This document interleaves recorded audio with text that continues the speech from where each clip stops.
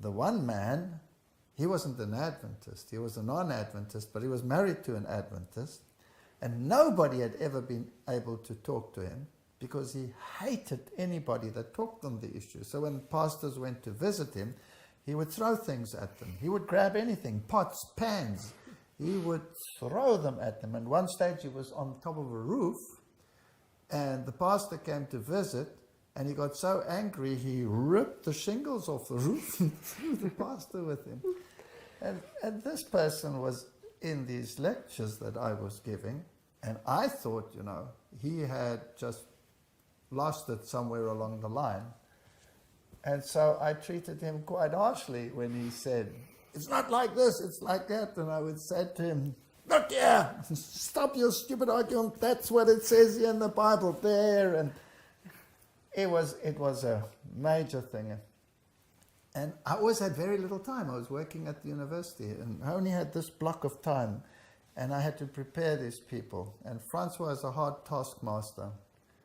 And I had one very funny experience.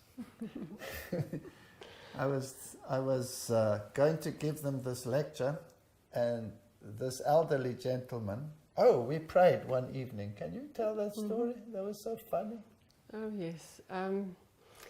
We were praying in little groups for the campaign that was coming up, and I was with this older lady. She must have been in her 80s. And we always pray, you know, that the Lord would bless the meetings and bring people to the meetings. And she was praying, oh dear Lord, please let no one come to the meetings. We don't want anybody to come and disturb our peace. So it was very strange. This was the type of person that was attending.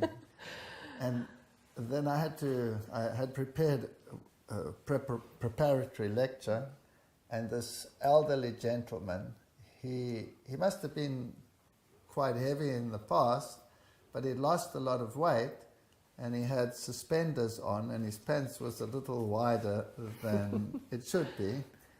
And he said he wanted to make an announcement before I started. Could he please make an announcement?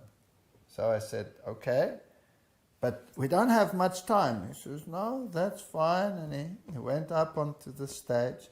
And I don't want to be disrespectful to elderly people, right? So he went onto the stage and he made his announcement. And he made his announcement. And he made his announcement. And it was 5 minutes, and it was 10 minutes, and it was 15 minutes, and it was 20 minutes, and he was just carrying on. And nobody was listening to what he was saying anyway. And I was sweating, and I thought, now I'm going to get rid of him. I can't just go up there and say, get off, you know. What's this business of such long announcements? You just said you were going to say something, but I was too, I don't know, he was old and I was young, and who was I to go and chase him off? So I was sitting there and I said, oh Lord, please just do something. Just get rid of him. I don't know how. I can't just go and chase him off the stage. And while he was talking, the next minute, we just all hear pop, pop, pop, pop. And all the buttons on all his suspenders fell off. They all shot off. And his pants fell like a brick. And what did he have underneath? He had a nice long underpants with red dots. So he grabs his pants, he pulls it back up, and he ran off the stage. So ever since then, if I really need help, I pray, Lord, I want that angel. The naughty angel. The naughty angel. The naughty angel. He must come and help me.